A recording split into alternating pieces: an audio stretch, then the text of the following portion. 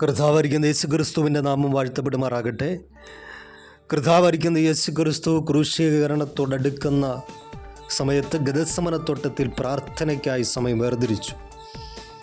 പ്രാർത്ഥന കഴിഞ്ഞ് തോട്ടം വിട്ടിറങ്ങിയ കർത്താവിനെ ഒരു കുറ്റവാളിയെപ്പോലെ മഹാപുരോഹിതന്മാരും സേവകരും വന്ന് പിടിച്ചു കൊണ്ടുപോകുമ്പോൾ കർത്താവിനെ അകലം വിട്ട് അനുഗമിച്ച ഒരു ശിഷ്യനുണ്ടായിരുന്നു. അത് പത്രോസാണ്. അപ്പോൾ പത്രോസ് ചില മേഖലയിൽ പോയി ഇരുന്നപ്പോൾ അവിടെ നിന്ന് ഉയർന്ന ചോദ്യത്തിൻ്റെ മുമ്പിൽ കർത്താവിൻ്റെ കൂടെ ഉള്ളവനാണ് എന്ന് പറയേണ്ട സ്ഥാനത്ത്, അല്ലെങ്കിൽ കർത്താവിൻ്റെ നാമത്തെ ഉയർത്തേണ്ട സ്ഥാനത്ത് പത്രോസ് കർത്താവിനെ തള്ളിപ്പറയുകയാണ്. ലൂക്കോസ് എഴുതിയ സുവിശേഷം 22-ാം അധ്യായം 56-57 വാക്യങ്ങളിൽ പത്രോസ് തീവെട്ടത്തിനടുക്കെ ഇരിക്കുന്നത് ഒരു ബാല്യക്കാരത്തെ കണ്ട് അവനെ ഉറ്റുനോക്കി ഇവനും അവനോടുകൂടെ ആയിരുന്നു എന്ന് പറഞ്ഞു, യേശു ക്രിസ്തുവിനോടുകൂടെ. എന്നാൽ പത്രോസിൻ്റെ മറുപടി, സ്ത്രീയെ, ഞാൻ അവനെ അറിയുന്നില്ല എന്ന് തള്ളിപ്പറഞ്ഞു. മറ്റൊരുവൻ, നീയും അവനോട് കൂടെ ഉള്ളവനെന്ന് പറഞ്ഞപ്പോൾ മനുഷ്യ, ഞാനല്ല എന്ന് പറഞ്ഞ് കർത്താവിനെ തള്ളിപ്പറയുകയാണ്. ഒരു മണി സമയം കഴിഞ്ഞപ്പോൾ വേറെ ഒരുവൻ, നീയും അവനോട് കൂടെയുള്ളവനെന്ന് പറഞ്ഞപ്പോൾ പത്രോസിൻ്റെ മറുപടി, മനുഷ്യ, നീ പറയുന്നത് എനിക്ക് തിരിയുന്നില്ല എന്ന് പറഞ്ഞു. ലൂക്കോസ് എഴുതിയ സുവിശേഷം 22-58-60 വാക്യങ്ങളാണ്. അപ്പോൾ ഈ വേദഭാഗത്തിൽ കർത്താവിനെ പത്രോസ് തള്ളിപ്പറയുകയാണ്.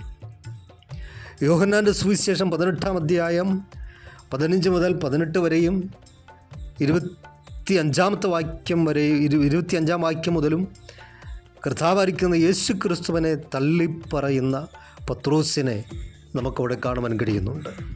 ഇനി മത്തായിയുടെ സുവിശേഷത്തിലേക്ക് കടന്നു വരുമ്പോൾ 26-ാം അധ്യായം 70-ാമത്തെ വാക്യം, നീ പറയുന്നത് എനിക്ക് തിരിയുന്നില്ല എന്ന് എല്ലാവരും കേൾക്കെ തള്ളിപ്പറഞ്ഞു. ആരാണ്? പത്രോസ്. 26-ാം അധ്യായം തന്നെ 72-ാമത്തെ വാക്യം, ആ മനുഷ്യനെ ഞാൻ അറിയുന്നില്ല എന്നവൻ രണ്ടാമതും ആണയോടെ തള്ളിപ്പറഞ്ഞു. 26-ാം അധ്യായം 74-ാമത്തെ വാക്യം, അപ്പോൾ അവൻ ആ മനുഷ്യനെ ഞാൻ അറിയുന്നില്ല എന്ന് പ്രാകുവാനും ആണയിടുവാനും തുടങ്ങി. അറിയുന്നില്ലെന്ന് പറഞ്ഞു, അവൻ പ്രാകുവാനും ആണയിടുവാനും തുടങ്ങി. ഇനി മർക്കോസിൻ്റെ സുവിശേഷം 14-ാം അധ്യായത്തിലേക്ക് വരുമ്പോൾ, നീ പറയുന്നത് തിരിയുന്നില്ല, ബോധ്യമാകുന്നതുമില്ല എന്നിങ്ങനെ അവൻ തള്ളിപ്പറഞ്ഞു. അപ്പോൾ ഇവിടെയെല്ലാം ഉയർന്ന ചോദ്യം, നീ ആ നസ്രായനായിരിക്കെ യേശുവിനോട് കൂടെയുള്ളവൻ? അതിൻ്റെ മറുപടി എന്ന വണ്ണം, ഞാൻ അവനോട് കൂടെയുള്ളവനെന്ന് പറയേണ്ട സ്ഥാനത്ത് അവനെ അറിയുന്നില്ല, തള്ളിപ്പറയുന്നു. നീ എന്താണ് പറയുന്നത്? 14-ാം അധ്യായം 70-ാമത്തെ വാക്യം, അവൻ പിന്നെയും തള്ളിപ്പറഞ്ഞു, നിങ്ങൾ പറയുന്ന മനുഷ്യനെ ഞാൻ അറിയുന്നില്ല എന്ന് അവൻ പ്രാകുവാനും ആണയിടുവാനും തുടങ്ങി. അപ്പോൾ സുവിശേഷങ്ങളിൽ 4-ലും പ്രിയ ശിഷ്യനായിരിക്കും പത്രോസ് കർത്താവിനെ തള്ളിപ്പറയുന്ന കാഴ്ച നമുക്ക് കാണുവാൻ കഴിയുകയാണ്. ഒരിക്കലും കർത്താവിനെ തള്ളിപ്പറയേണ്ടവനല്ല. കാരണം 3.5 വർഷക്കാലം കർത്താവിനോട് കൂടെ നടന്നവൻ, കർത്താവിനെ കണ്ടുമുട്ടിയ ഒരു നിമിഷമുണ്ടായ ആ നിമിഷം മുതൽ രാത്രി മുഴുവൻ അധ്വാനിച്ചിട്ട് ഒരു മീൻ പോലും ലഭിക്കാതെ പടക് കരയോട് ചേർത്ത് അണച്ചിട്ട് വല കഴുകിക്കൊണ്ടിരിക്കുമ്പോൾ കർത്താവ് പടക് ചോദിച്ചപ്പോൾ പടക് കൊടുത്തു.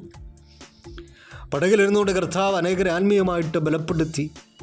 തുടർന്ന് പത്രോസിനോട് വല ഇറക്കുക എന്ന് പറഞ്ഞപ്പോൾ വലയിറക്കുവാൻ പത്രോസിന് മടിയുണ്ടായിരുന്നില്ല. കർത്താവിൻ്റെ വാക്കനുസരിച്ച് വലയിറക്കി. ആ വല നിറഞ്ഞു. കഴിഞ്ഞ രാത്രിയിൽ ഒരു മീൻ പോലും ലഭിക്കാത്ത സ്ഥാനത്ത് അതേ സ്ഥലത്ത് വലയിറക്കിയപ്പോൾ വല നിറഞ്ഞു, പടക് നിറഞ്ഞു. സഹോദരങ്ങളുടെ, സ്നേഹിതരുടെ പടക് നിറഞ്ഞു. നിരാശയോടെ ഇരുന്നവൻ്റെ നിരാശ മാറി. സന്തോഷം നഷ്ടപ്പെട്ടവൻ്റെ സന്തോഷം കർത്താവ് മടക്കി കൊടുത്തു. അങ്ങനെ കർത്താവിനെ അനുഗമിച്ച മനുഷ്യർ കർത്താവിനെ ആഴമായിട്ട് അറിയാം. ഏത് കാര്യവും നേർക്കുനേരെ ചോദിക്കുന്ന മനുഷ്യൻ, എടുത്ത് ചാട്ടക്കാരനെന്നൊക്കെ വിശേഷിപ്പിക്കാവുന്ന പത്രോസ്, കർത്താവ് കടലിൽ നടന്നു വരുന്ന കാഴ്ചകളൊക്കെ പിന്നീട് നമുക്ക് കാണുവാൻ കഴിയുന്നു. അവിടെയെല്ലാം ധൈര്യത്തോടെ ഇറങ്ങി നടക്കുവാൻ ചാടിയിറങ്ങിയ മനുഷ്യൻ, കർത്താവിനോട് കൂടെ നടന്ന അത്ഭുതങ്ങൾ, അടയാളങ്ങൾ, വീര്യപ്രവൃത്തി കണ്ടവൻ, മുടന്തൻ മാനിനെ പോലെ തുള്ളിച്ചാടുന്നു, കുരുടന് കാഴ്ച ലഭിക്കുന്നു, ഓമൻ്റെ അതരത്തിൽ വാക്കുകൊടുത്ത് അവൻ നാവെടുത്ത് സംസാരിക്കുന്നു, ചെകിടൻ കേൾക്കുന്നു, പക്ഷപാത രോഗി കിടക്കയെടുത്തു നടക്കുന്നു, മരിച്ചവൻ ജീവനിലേക്ക് മടങ്ങി വരുന്നു, കരുണ തോന്നണമേ എന്ന് നിലവിളിച്ചവരോട് കരുണ കാണിക്കുന്ന കർത്താവ്, ഇതെല്ലാം കണ്ടവനാ. എന്നാൽ ഇവിടെ പറയുകയാണ്, ഞാനവനെ അറിയുന്നില്ല. ഇന്ന് പ്രഭാതത്തിൽ കർത്താവിനെ അറിഞ്ഞ, രുചിച്ചറിഞ്ഞ, തിരിച്ചറിഞ്ഞ, കർത്താവിനെ ജീവിതത്തിൽ അനുഭവമാക്കിയ ദൈവത്തിലെ ജീവിതത്തിൽ കടന്നു വരുന്ന ചില ചോദ്യങ്ങളുടെ മുമ്പിൽ കർത്താവിനെ തള്ളിപ്പറയുന്ന ഒരു അനുഭവമല്ല. അവൻ്റെ നാമത്തെ ഉയർത്തുവാൻ നാലാൾ കൂടി നിൽക്കുന്ന നാൽക്കവലകളിലും നസ്രാനായിരിക്കുന്ന യേശുവിൻ്റെ നാമം അതരത്തിലെടുത്ത് നാവിലെടുത്ത് 4 വാക്ക് സംസാരിപ്പാൻ അവസരം ലഭിച്ചാലും ലജ്ജ കൂടാതെ കർത്താവിൻ്റെ നാമത്തെ ഉയർത്തുവാൻ വിളിച്ച് വേർതിരിക്കപ്പെട്ടവരാണ് കർത്താവിൻ്റെ പ്രിയമക്കൾ. കർത്താവ് ഇതിനു മുമ്പ് പത്രോസേ, നീ എന്നെ തള്ളിപ്പറയും എന്ന് വെളിപ്പെടുത്തി. മത്തായി 26:34-35. ഈ രാത്രി കോഴി കൂവും മുമ്പേ നീ 3 വട്ടം എന്നെ തള്ളിപ്പറയും എന്ന് ഞാൻ സത്യമായിട്ട് നിന്നോട് പറയുന്നു എന്ന് പറഞ്ഞു.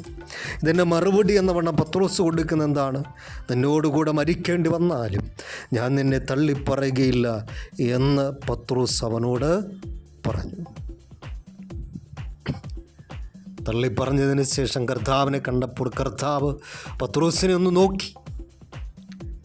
അവന് സംഭവിച്ച തെറ്റ്, കുറ്റം, അവൻ കരഞ്ഞു എന്ന് കാണുവാൻ കഴിയുന്നു.